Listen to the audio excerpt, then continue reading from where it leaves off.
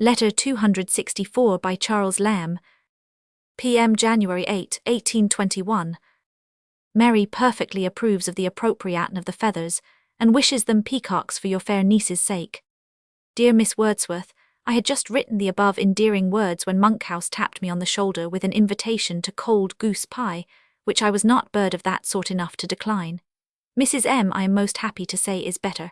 Mary has been tormented with a rheumatism, which is leaving her. I am suffering from the festivities of the season. I wonder how my misused carcase holds it out. I have played the experimental philosopher on it, that's certain. Willie shall be welcome to a mince pie and a bout at commerce whenever he comes. He was in our eye. I am glad you liked my New Year's speculations. Everybody likes them, except the author of The Pleasures of Hope. Disappointment attend him. How I like to be liked and what I do to be liked. They flatter me in magazines, newspapers, and all the minor reviews. The quarterlies hold aloof, but they must come into it in time or their leaves be waste paper. Salute Trinity Library in my name. Two special things are worth seeing at Cambridge, a portrait of Cromwell at Sydney and a better of Dr. Harvey, who found out that blood was red at Dr. Davies. You should see them. Coleridge is pretty well. I have not seen him, but hear often of him from Allsopp, who sends me hares and pheasants twice a week. I can hardly take so fast as he gives.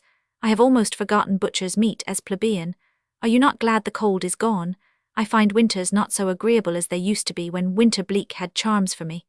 I cannot conjure up a kind similitude for those snowy flakes. Let them keep to 12th cakes. Mrs. Perris, our Cambridge friend, has been in town. You do not know the Watfords. In Trumpington Street, they are capital people. Ask anybody you meet, who is the biggest woman in Cambridge, and I'll hold you a wager they'll say Mrs. Smith.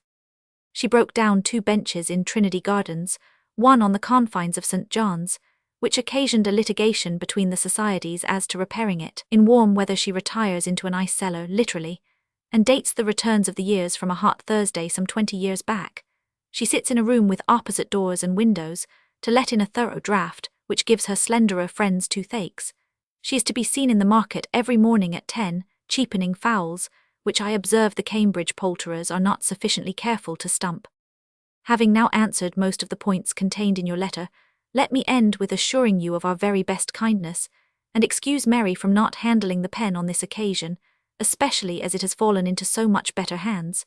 Will Dr. W. accept of my respects at the end of a foolish letter? Miss Wordsworth was visiting her brother, Christopher Wordsworth, the master of Trinity. Willie was William Wordsworth, Jr. Lamb's New Year speculations were contained in his Elia essay New Year's Eve, in the London Magazine for January, 1821. There is no evidence that Campbell disapproved of the essay. Canon Anger suggests that Lamb may have thus alluded playfully to the pessimism of his remarks, so opposed to the pleasures of hope. When the quarterly did come in 1823, it was with cold words, as we shall see. Trinity Library. It is here that are preserved those MSS. of Milton which Lamb in his essay, Oxford in the Vacation, in the London Magazine for October, 1820, says he regrets to have seen. Cromwell at Sydney. See Mary Lamb's letter to Miss Hutchinson, August 20, 1815. Harvey at Dr. Davies, Dr. Martin Davy, Master of Chaos. Allsopp, this is the first mention of Thomas Allsopp, 1795-18 AD, Coleridge's friend and disciple, who, meeting Coleridge in 1818, had just come into Lamb's circle. We shall meet him frequently. Allsopp's letters, conversations, and recollections of Samuel Taylor Coleridge contain much matter concerning Lamb. Winter bleak had charms for me. I could not find this for the large edition. It is from Burns' Epistle to William Simpson, stanza 13. Mrs. Perris was a sister of William Ayrton and the mother of John Ayrton Perris, the physician. It was at her house at Cambridge that the Lambs met Emma Isola, whom we are soon to meet. Mrs. Smith. Lamb worked up this portion of his letter into the little humorous sketch, The Gentle Giantess, printed in the London Magazine for December, 1822, see Vol. I of the present edition, wherein Mrs. Smith of Cambridge becomes the Widow Blackett of Oxford. Dr. W. Dr. Christopher Wordsworth,